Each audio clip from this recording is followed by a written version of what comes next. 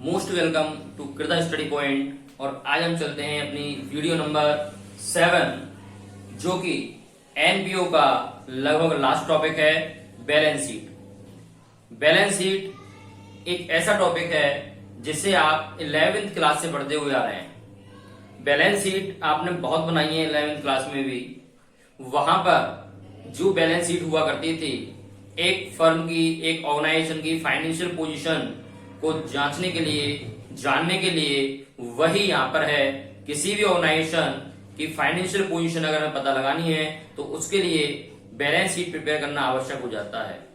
तो यहां पर भी एनपीओज की फाइनेंशियल पोजीशन जब हम पता लगाएंगे तो उसके लिए हम बैलेंस शीट को ही प्रिपेयर करेंगे। और बैलेंस शीट क्या होती है आप बहुत अच्छे से जानते हैं, फिर भी एक बार हम देख लेते हैं बैलेंस शीट की डेफिनेशन क्या है यहाँ पर। हम बात करते हैं बैलेंस शीट।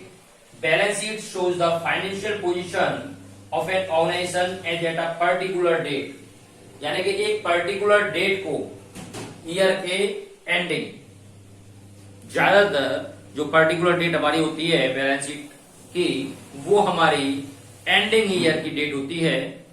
तो ये कह रहा है एक पर्टिकुलर डेट को ऑर्गेनाइजेशन की फाइनेंशियल पोजीशन क्या है, उस फाइनेंशियल पोजीशन का हम बैलेंस शीट के थ्रू पता लगाते हैं। It is prepared after having prepared the income and expenditure account. और ये है इनकम एंड एक्सपेंडिचर अकाउंट के बाद में प्रिपेयर्ड की जाती है। मैंने आपको बताया था कि एनपीओ के अंदर हम सबसे पहले रिसीव पेमेंट अकाउंट जो हमें गिवन होता है, उसके बाद हम इनकम एक्सपेंडिचर अकाउंट प्रिपेयर करते हैं, और इनकम एक्सपेंडिचर अकाउंट के बाद हम बैलेंस शीट को प्रिपेयर करेंगे। सरप्लस और deficit of the income expenditure account is transfer to the capital fund. That means जो इनकम एक्सपेंडिचर अकाउंट से आपका सरप्लस या डेफिसिट निकल कर आया है, उसे हम बैलेंस शीट में कैपिटल फंड के अंतर्गत ट्रांसफर कर देंगे। मैंने आपको पहले ही बताया था, वही काम हम 11th में क्या करते थे। 11th में हम P&L अकाउंट बनाते थे और उससे जो नेट प्रॉफिट या नेट लॉस आता था उसको हम बैलेंस शीट में कैपिटल में ऐड करके या लेस करके शो कराते थे। वही काम हमें यहां करना है। यहां पर जो हमारा इनकम एक्सपेंडिचर अकाउंट से सरप्लस और डेफिसिट निकल कर आएगा, उसको हम बैलेंस शीट के कैपिटल फंड में ऐड या लेस करेंगे। अगर सरप्लस आता है तो ऐड किया जाएगा, और अगर डेफिसिट निकल के आता है तो कैपिटल फंड में से लेस करके उसको शो कराया जाएगा। तो इसलिए जो इनकम एक्सपेंडिचर सरप्लस या डेफिसिट निकल के आएगा उसको हम कैपिटल फंड में बैलेंस शीट की लायबिलिटी साइड में शो कराएंगे। तो ये हमारी बैलेंस शीट की डेफिनेशन है। एक बात का विशेष ध्यान रखें कि ऑर्गेनाइजेशन में अगर कैपिटल फंड गिवन नहीं है, किसी किसी क्वेश्चन में ऐसा हो सकता है कि आपको कैपिटल फंड गिवन ना हो, लेकिन ये आप जानते हैं कि एक ऑर्गेनाइजेशन में कैपिटल का होना आवश्यक है। किसी भी ऑर्गेनाइजेशन में जब तक कैपिटल नहीं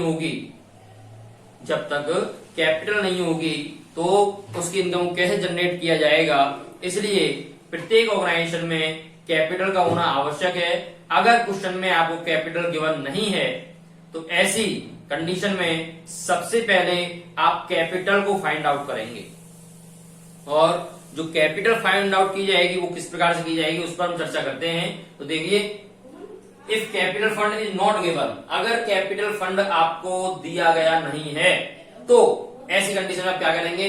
तो 11th क्लास में आपने बहुत अच्छे से एक चैप्टर पढ़ा है अकाउंटिंग इक्वेशन, और अकाउंटिंग इक्वेशन में एक बहुत ही छोटा सा उसका फॉर्मूला था जो आप जानते हैं, assets equal to liabilities plus capital. उसी के थ्रू आप कैपिटल को फाइंड आउट कर सकते हैं। Assets equal to liabilities plus capital, उसी के थ्रू यहां पर हम कैपिटल को फाइंड आउट करेंगे। तो देखिए, वो फॉर्मूला मैंने इस प्रकार से बना दिया है, capital fund equal to total assets minus total liabilities. लेकिन अब बात ये आती है, ये जो टोटल असेट्स हैं ये कौन से ईयर की हैं, और ये टोटल लायबिलिटी है ये कौन से ईयर की हैं। तो इस पर हमें विशेष ध्यान देना है। ध्यान रखें, कैपिटल फंड जो आप फाइंड आउट कर रहे हैं वो कैपिटल फंड हमेशा आपके बिगनिंग ईयर से रिलेटेड जो भी असेट्स और लायबिलिटी होंगी उन्हीं से ही संबंध रखने वाला होगा। यानी कि ये जो टोटल असेट्स हैं ये आपकी बिगिनिंग ईयर की होंगी और ये जो टोटल लायबिलिटीज हैं ये भी आपकी बिगिनिंग ईयर की ही होंगी। यानी कि बिगिनिंग ईयर की टोटल असेट्स में से बिगिनिंग ईयर की टोटल लायबिलिटी जो हम अगर लेस कर देंगे तो हमारा जो निकल के आएगा वो हमारा कैपिटल फंड होगा।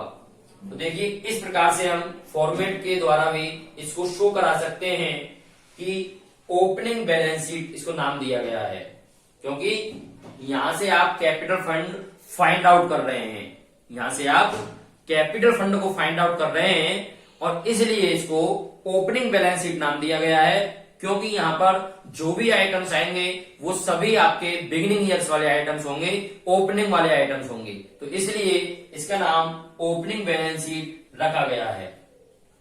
तो ध्यान देंगे ओपनिंग बैलेंस शीट में आपके जो भी बिगिनिंग ईयर की लायबिलिटीज आपको दे रखी होंगी क्वेश्चन के अंतर्गत वो लायबिलिटी साइड में शो कराएंगे। जैसे बैंक ओवरड्राफ्ट ये दिया हुआ है तो डालेंगे, आउटस्टैंडिंग एक्सपेंसेस कोई भी हैं जो हमको पेड करने हैं ऐसे आउटस्टैंडिंग, तो वो हम लायबिलिटी में डालेंगे ओनली बिगिनिंग ईयर्स, केवल बिगिनिंग ईयर्स की।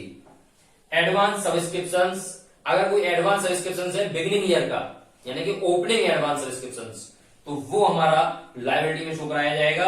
असेट साइड में ही अगर ओपनिंग के आपको आइटम्स दे रखे हैं, बिगिनिंग ईयर के आइटम्स दिए हुए हैं, जैसे कैश इन हैंड दिया हुआ है ओपनिंग का, कैश एट बैंक दिया हुआ है ओपनिंग वाला, या कोई फिक्स्ड असेट्स अगर ओपनिंग की है तो केवल इन्वेस्टमेंट्स अगर केवल ओपनिंग का दिया हुआ है तो, और आउटस्टैंडिंग सब्सक्रिप्शंस यदि कोई ओपनिंग की आउटस्टैंडिंग सब्सक्रिप्शन ओनली ओपनिंग की यानी कि बिगिनिंग ईयर के, ओके, तो वो इसमें आएंगे।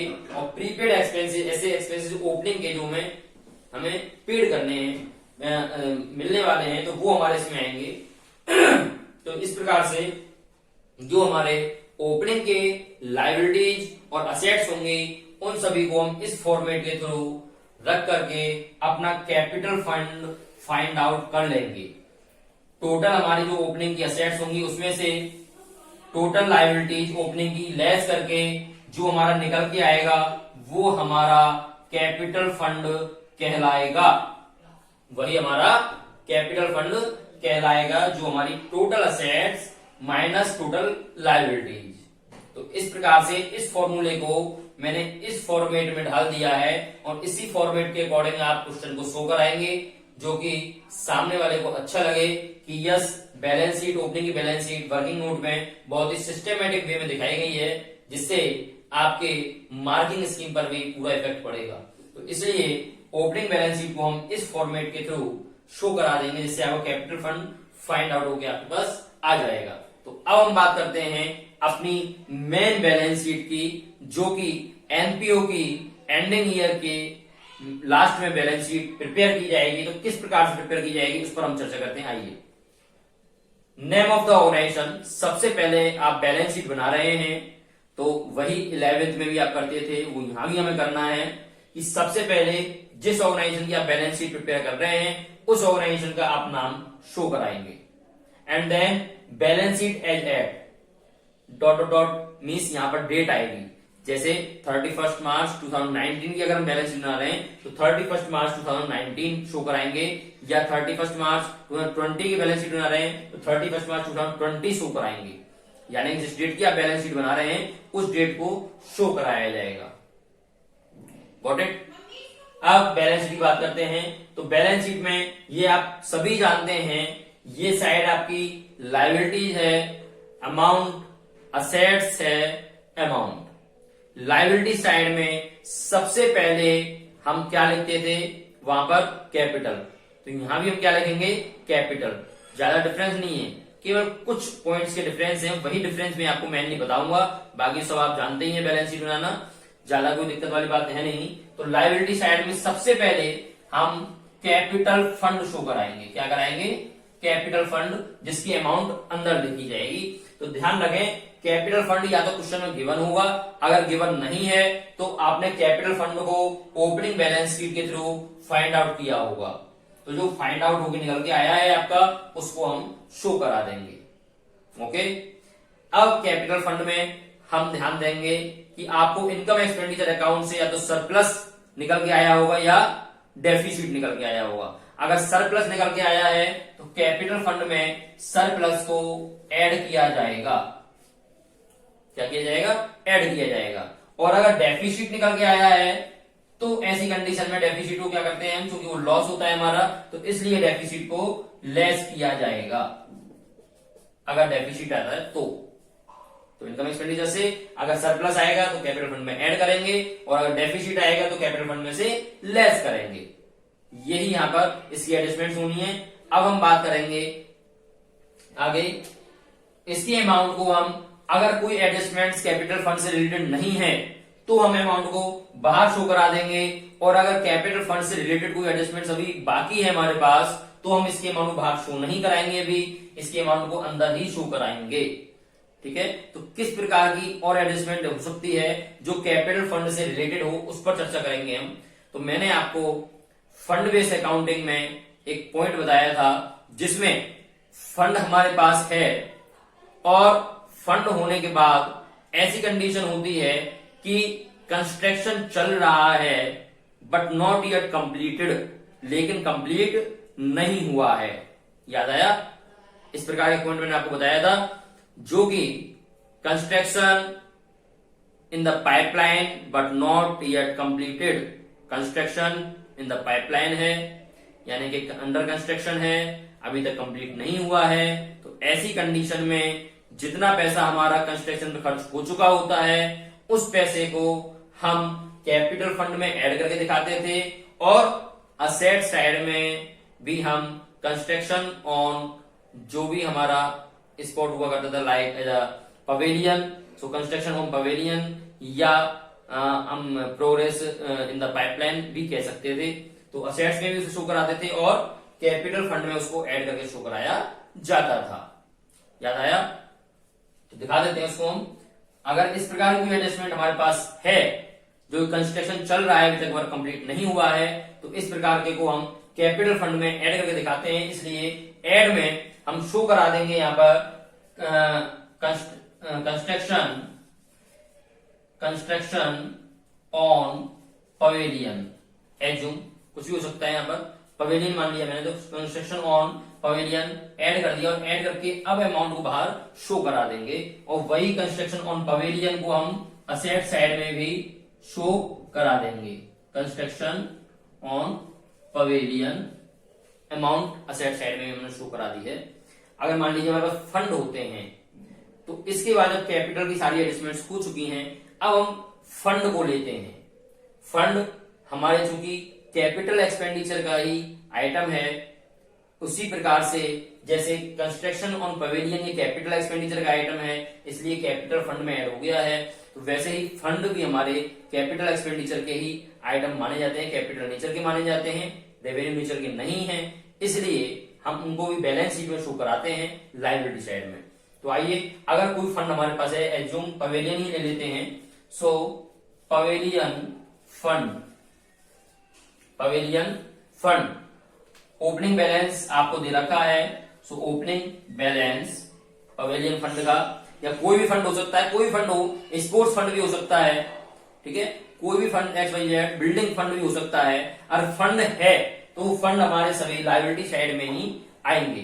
इस प्रकार से उनकी एडजस्टमेंट्स की जाएगी, विशेष ध्यान रखें। पवेलियन फंड हो गया आपका, इसका ओपनिंग बैलेंस आपने शो करा दिया है। इसके बाद में अगर इससे संबंधित कोई भी हमें इनकम या डोनेशन रिसीव हो रहा है तो उसको ऐड कराया जाएगा। सो ऐड डोनेशन, इसके बाद इनको ऐड करके इससे रिलेटेड जो भी एक्सपेंसेस होंगे उनको लेस कर दिया जाएगा। So less expenses on pavilion पर जो भी एक्सपेंसेस हुए हैं उनको लेस कर दिया गया है, और लेस करके तब फंड की अमाउंट को टोटली बाहर लिख दिया जाएगा। तो बात समझ में आई? फंड में आपका ओपनिंग बैलेंस दे रखा होगा तो ओपनिंग बैलेंस, उसके बाद में एडिशनल इनकम से रिलेटेड जो भी होगी या कोई डोनेशन में प्राप्त हो रहा होगा तो उसको ऐड किया जाएगा। उसके बाद में उसमें से जो भी खर्चे हो गए होंगे फंड में से, जो भी एक्सपेंसेस पे हो गए होंगे, उन एक्सपेंसेस को लेस किया जाएगा। उसके बाद जो अमाउंट निकल के आएगी उसको बाहर शो करा दिया जाएगा। Got it? इसके बाद में आपके लायबिलिटीज में सभी वो आइटम्स हैं जो आपके जाने पहचाने आइटम्स हैं, लाइक एज हम बात करते हैं एडवांस सब्सक्रिप्शंस हो सकता है हमारा। तो देखिए एडवांस सब्सक्रिप्शंस है अगर, तो एडवांस सब्सक्रिप्शंस भी आपका यहाँ पर लायबिलिटी साइड में शो कराया जाएगा। कौन सा एडवांस सब्सक्रिप्शंस? क्लोजिंग वाला, क्योंकि ओपनिंग वाला तो आप ऑलरेडी ओपनिंग बैलेंस शीट में शो करा चुके होंगे। तो यहाँ पर जो एडवांस सब्सक्रिप्शन आएगा वो कौन सा आएगा? क्लोजिंग वाला। ध्यान रखें ये जो बैलेंस शीट है आपकी, ये एंडिंग ईयर की बैलेंस शीट बन रही है, तो इसलिए यहाँ पर जो आइटम्स आएंगे वो ओपनिंग ईयर वाले नहीं आएंगे, बिगिनिंग ईयर वाले नहीं आएंगे, बल्कि कौन से आएंगे? ओनली क्लोजिंग वाले, ओनली एंडिंग ईयर में जो होंगे वही आपके आइटम्स आएंगे। तो इसलिए ज्यादा टेंशन लेने की हमें आवश्यकता नहीं है। जो हमारे एंडिंग ईयर के आइटम्स हैं उन्हीं को हम सीधा सीधा इसमें ट्रांसफर कर देंगे। सो एडवांस सब्सक्रिप्शन आपका एंडिंग ईयर का जो होगा उसको यहाँ पर शो करा दिया जाएगा। या हमारे आउटस्टैंडिंग एक्सपेंसेज, जो ऐसे एक्सपेंसेज हैं जो अभी तक हमने पे नहीं किए हैं, पे करने हैं, तो उनको आउटस्टैंडिंग एक्सपेंसेज को यहाँ पर शो करा दिया जाएगा। अगर हमारे पास आउटस्टैंडिंग सब्सक्रिप्शंस है, क्या है? आउटस्टैंडिंग सब्सक्रिप्शंस एंडिंग ईयर का, यानी कि हमको मिलेगा, यानी कि हमको मिलेगा, रिसीव्ड होगा। सो इसलिए असेट्स का आइटम हो गया। सो आउटस्टैंडिंग सब्सक्रिप्शंस हमारे असेट्स साइड में शो करा दिए जाएंगे। इसके बाद में इसके कोई भी आपकी फिक्स्ड असेट्स है, कोई भी आपकी फिक्स्ड असेट्स है जो कि क्लोजिंग की है, वो फिक्स्ड असेट्स शो कराई जाएगी। अगर इस फिक्स्ड असेट्स में ओपनिंग बैलेंस दिया हुआ है तो फिक्स्ड असेट्स को ओपनिंग बैलेंस आ जाएगा। साथ में अगर कोई एडिशनल इससे रिलेटेड आइटम आपने असेट से संबंधित एडिशनल कोई असेट्स खरीदी है, जैसे मान लीजिए फर्नीचर हमारे पास 2 लाख रुपए का है और एडिशनल फर्नीचर 50,000 रुपए का और खरीद लिया गया है, तो टोटल फर्नीचर 2.5 लाख रुपए का हो गया है। तो इस प्रकार से ही फर्नीचर 2 लाख रुपए एड एडिशनल फर्नीचर 50,000 रुपए, टोटल 2.5 लाख रुपए अंदर शो करा देंगे। और अगर उस पर डेप्रिसिएशन हमें एडजस्टमेंट में दिया हुआ है तो डेप्रिसिएशन को भी आप बहुत अच्छे से जानते हैं, 11 में पढ़ चुके हैं। डेप्रिसिएशन क्या करते हैं? फिक्स्ड असेट्स में से लेस करते हुए आए हैं, लेस ही यहां पर करना है हमको। सो लेस डेप्रिसिएशन जितने रुपए का है उतना लेस करके तब हम उसकी फिक्स्ड असेट्स की अमाउंट को बाहर शो करा देंगे। तो बात यहां तक समझ में आ गई होगी। अभी तक सारा वही चल रहा है जो आप पढ़ते हुए हैं, केवल इसमें जो नए पॉइंट्स थे वो कैपिटल फंड और फंड बेस्ड अकाउंटिंग के मैंने आपको बता दिए हैं ऑलरेडी। इसके बाद में आपकी कोई भी किसी प्रकार की अगर असेट्स आपको दे रखी हैं, जैसे करंट असेट्स हैं, करंट लायबिलिटी है, सभी करंट लायबिलिटीज आपकी जैसे वहां आती थी तो सभी करंट लायबिलिटीज आपकी यहां भी लायबिलिटी साइड में शो करा दी जाएंगी। यहां पर असेट साइड में भी आपके करंट असेट्स अगर एंडिंग ईयर के हैं तो वो भी यहां पर शो करा दिए जाएंगे। इसके बाद में लास्ट में आपके जो भी कैश इन हैंड या cash at bank, cash in hand या कैश एट बैंक या प्रीपेड आपके कोई हैं, तो प्रीपेड एक्सपेंसेस जो आप 11 डाल देते वही यहां डालना है, नया कुछ नहीं कर रहा हूं मैं, सारा कुछ वही है। प्रीपेड एक्सपेंसेस हैं वो आपके यहां पर आ जाएंगे। कैश इन हैंड और cash at bank ending year वाला, कौन सा? एंडिंग ईयर वाले, क्योंकि ओपनिंग वाले तो आप ओपनिंग बैलेंस शीट में ऑलरेडी शो करा चुके हैं। तो यहां पर एंडिंग ईयर वाले जो आपके क्लोजिंग कैश इन हैंड या कैश एट बैंक अगर दे रखे हैं तो वो आपके इसमें आ जाएंगे। और आपके इन्वेस्टमेंट्स वगैरह इस प्रकार का कोई भी आइटम, इट मींस कोई भी असेट्स है जो आप पढ़ चुके हो यार 11th क्लास में, मुझे ज्यादा बताने की आवश्यकता नहीं है। तो यहाँ पर सारी असेट्स और सारी लायबिलिटी शो कराने के बाद दोनों साइड का आप टोटल लगा देंगे और ये टोटल आपका इक्वल आएगा। ये आप जानते हैं बैलेंस शीट दोनों साइड का टोटल इक्वल होता है। टोटल इक्वल आता है तो इट मींस हमारा क्वेश्चन राइट है, बैलेंस शीट राइट है। ज्यादा हमें डीपली जाने की आवश्यकता नहीं है, आप बैलेंस शीट पढ़ चुके हैं। केवल बस यहाँ पर ध्यान देने वाली जो बात थी वो मैंने आपको स्टार्टिंग में बता दी। सबसे पहले हम कैपिटल फंड शो कराएंगे, उसके बाद इनकम एक्सपेंडिचर सरप्लस या डेफिसिट जो निकल के आ रहा है उसको ट्रांसफर किया जाएगा। अगर कैपिटल फंड से संबंधित कोई एडजस्टमेंट्स दे रखी है हमको तो उसको ऐड किया जाएगा। जैसे जो मैंने आपको बताया है कि अभी कार्य चल रहा है, कंप्लीट नहीं हुआ है, तो उस कार्य पर जितना खर्चा हो चुका है वो हमारा कैपिटल एक्सपेंडिचर माना जाता है। इसलिए कैपिटल फंड में ही उसको ऐड करा दिया जाएगा। जैसे कंस्ट्रक्शन ऑन पवेलियन, और असेट साइड में भी इसको शो करा दिया जाएगा कंस्ट्रक्शन ऑन पवेलियन। या वर्क इन प्रोग्रेस के नाम से। उसके बाद में फंड अगर आपको क्वेश्चन में दिया हुआ है तो फंड बेस्ड अकाउंटिंग के अंतर्गत सबसे पहले लायबिलिटी साइड में फंड शो कराएंगे, उसके ओपनिंग बैलेंस को शो कराएंगे। अगर उससे संबंधित मिलने वाली कोई भी इनकम है, कोई डोनेशन है तो उनको ऐड किया जाएगा। उस फंड से रिलेटेड जो भी एक्सपेंसेस उनको माइनस किया जाएगा, माइनस करके बाहर लिख दिया जाएगा तो उसकी फंड की अमाउंट निकल के आएगी। उसके बाद आपके एडवांस सब्सक्रिप्शंस, क्लोजिंग के और या आउटस्टैंडिंग एक्सपेंसेस या करंट लायबिलिटी जो भी होंगे वो सब लायबिलिटी साइड में शो कराया जाएगा। असेट साइड में आउटस्टैंडिंग सब्सक्रिप्शन जो हमें मिलने वाले हैं या फिक्स्ड असेट्स कोई भी है या उससे संबंधित कोई असेट्स हमने खरीद ली है या जितनी हमने बेच दी है उसको लेस किया जाएगा सेल को, या डेप्रिसिएशन है तो डेप्रिसिएशन लेस किया जाएगा। उसके बाद अमाउंट बाहर निकाल दी जाएगी। करंट असेट्स आपको जो भी दे रखे हों वो सब आपके सीधे सीधे लिख दिए जाएंगे। Cash in hand, cash in bank वगैरह अगर आप क्लोजिंग के हैं तो उनको शो कराया जाएगा। तो ये इस हमारी बैलेंस शीट थी। आई होप आपको बैलेंस शीट समझ में आ गई होगी, क्योंकि ज्यादा हार्ड नहीं है। और ध्यान रखें सबसे बड़ी बात, एनपीओ एक ऐसा चैप्टर है जो आपकी 12th क्लास में ही नहीं बल्कि जो सीए करना चाह रहे हैं वो सीए में भी आएगा। तो इसलिए एनपीओ को आप बिल्कुल सीरियस लेकर के पढ़ें, उसको लापरवाह में ना लें, क्योंकि जो चैप्टर्स आपके फ्यूचर में आने वाले हैं उन चैप्टर्स को अगर हम सीरियस होकर यहीं पढ़ लेंगे तो आगे जाके आपको पता है कितने हाई प्रोफाइल के आपको प्रोफेसर्स मिलेंगे और कितने हाई प्रोफाइल से वो स्टडी को लेकर चलते हैं, जो कि आपकी समझ में नहीं आ पाएगा। अगर आप बेस को यहीं से क्लियर करते हुए चलेंगे तो मे भी आप उसको भी क्लियर कर लेंगे। तो इस बात में विशेष ध्यान दें। ये हमारे एनपीओ की लास्ट वीडियो थी टॉपिक की। अब एक वीडियो में इशू और कर दूंगा जिसमें आपके सम प्रैक्टिकल प्रॉब्लम्स को सॉल्यूशन यानी सॉल्व करके दिखाएंगे। ओके, तो उस वीडियो के लिए आप सबसे ज्यादा मेहनत करें कि ये 7वीं वीडियो है, यानी कि एनपीओ की वीडियो नंबर 1 से लेकर वीडियो नंबर 7 तक आप अच्छे से पहले रिवाइज करें। रिवाइज करने के बाद अपने माइंड को क्लियर करें। उसके बाद में वीडियो नंबर 8 की प्रैक्टिकल प्रॉब्लम को ध्यान से देखें, तब वो वीडियो नंबर 8 आपकी समझ में आएगी। ओके, तो अब मिलते हैं अपनी नेक्स्ट वीडियो में और रिवीजन करें, स्टडी करें। Thank you so much. और वीडियो को ज्यादा से ज्यादा लाइक करना और सब्सक्राइब करना ना भूलें। Thank you so much.